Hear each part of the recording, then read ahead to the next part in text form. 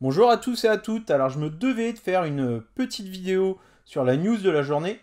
Certains font déjà les gros titres, le modèle Y baisse de prix. Alors je dirais que ça c'est plutôt du putaclic, ce n'est pas tout à fait vrai. Il s'agit plutôt de l'apparition d'un nouveau modèle avec moins de performance et moins d'autonomie.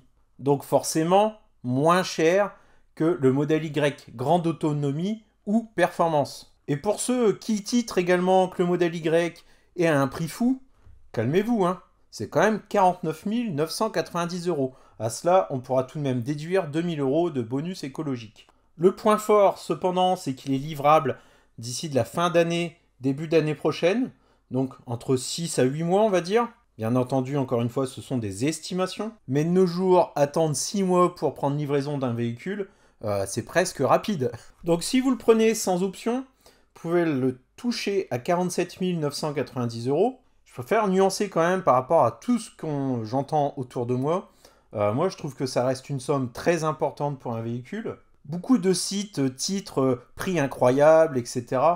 Je pense que la plupart des Français ne peuvent pas se permettre d'acheter un véhicule à ce prix-là. Mais ce qui est surtout incroyable et fou, c'est que le modèle Y devient le véhicule le moins cher de la gamme Tesla. Donc la modèle 3 Propulsion est plus cher que ce modèle Y. J'ai posté un petit sondage dans la partie communauté de la chaîne. Et parmi ceux qui ont répondu et qui ont une modèle 3 en commande, un tiers d'entre eux vont annuler la commande de leur modèle 3 pour prendre un modèle Y. C'est, je trouve, une belle opération pour réduire aussi le carnet de commande de la modèle 3 qui est plein à craquer et bon, Tesla a clairement du mal à livrer les modèles 3. Donc ça, c'est plutôt une bonne nouvelle pour ceux qui ont commandé une modèle 3. Eh ben, ils vont peut-être devoir attendre un petit peu moins que ce qui était prévu. Parce que s'il y a un tiers des commandes en moins, forcément, il y aura des dates qui seront avancées. Par contre, il y a forcément des gens pas contents, j'en ai eu quelques-uns en chat ce matin. Ils ont passé commande, ils ont été livrés, soit d'une modèle 3, soit d'un modèle Y, LR ou Perf. Et puis, bah, ils n'ont pas eu ce choix-là de prendre le modèle Y propulsion. Donc, et là, ils sont un petit peu bloqués, entre guillemets, pendant une année pour ne pas devoir rembourser le bonus écologique. Donc, bon, voilà, c'est fait, mais quoi qu'il en soit, vous allez kiffer votre Tesla. Et personne n'aurait parié sur un modèle Y propulsion moins onéreux à l'achat que le modèle 3 de la même catégorie. Alors, il y a encore pas mal de questions dont on n'a pas les réponses. Ce modèle Y, où sera-t-il produit ? Pour l'instant, c'est pas sûr. Hein. Il y en a qui disent qu'il va venir de Chine, d'autres qui disent qu'il va venir de Berlin. Il y aura peut-être un peu des deux aussi, qui sait. Perso, je dirais Chine, par rapport au poids et délai de livraison, qui sont identiques à celui de la Chine, plus l'ajout du délai du transport. Ensuite, voici quelques-uns des arguments défendus par ceux qui pensent que ce modèle Y proviendra de Berlin. Alors, Berlin, la main-d'œuvre est quand même plus chère qu'en Chine. Mais bon, c'est de plus en plus automatisé aussi de la main-d'œuvre, même s'il en faut, il y en a de moins en moins. Forcément, pour livrer l'Europe, il y a moins de transport. Le prix du fret, il s'envole, donc il y a quand même ces coûts-là en moins. Même si ramené au prix unitaire de la voiture par rapport au nombre de voitures qu'il y a dans le bateau, ce n'est pas non plus significatif. Ensuite, toute voiture aussi produite en Chine est vouée à une taxe d'importation. Donc là, si elle est produite à Berlin, il n'y a pas cette taxe. Mais finalement, cette baisse de prix, il ne faut peut-être pas chercher bien loin non plus. Hein. C'est peut-être tout simplement pour réduire le carnet de commandes de la Model 3. Tout ça pour dire que la production de Shanghai de la Model 3, déjà, il y en a plein qui ont annulé là, pour prendre un modèle Y. Et puis, si aux États-Unis c'est pareil, la conclusion, c'est que la date estimée pour les modèles 3, je pense qu'elles vont vachement se réduire. C'est quasi certain. Alors, sur le configurateur, vous remarquerez, pour le modèle Y, pour l'instant, elle est annoncée à 455 km d'autonomie WLTP estimée. Donc, ça n'a pas été encore validé. Par contre, ça en fait la voiture la plus lente de la gamme, 6 secondes 9 du 0 à 100. Ça fait un petit peu palo par rapport aux autres modèles de la gamme, mais ça reste largement suffisant.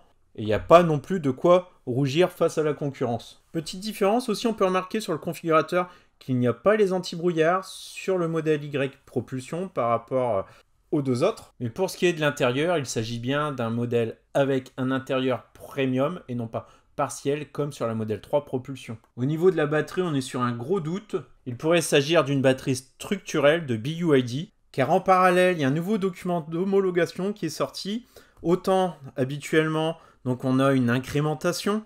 Donc là, c'était la 24, V24, on aurait dû passer à la V25. Donc à chaque fois qu'il y a une modification dans la gamme, une mise à jour, un changement d'un composant, enfin, peu importe ce qui se passe, donc on a le document d'homologation qui change.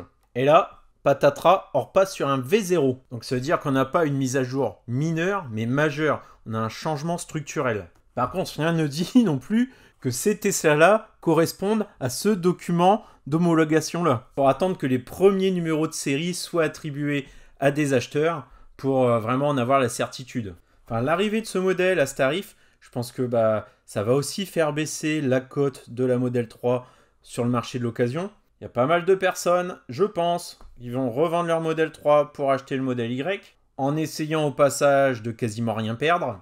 De mon côté, est-ce que ce Model Y m'intéresse ?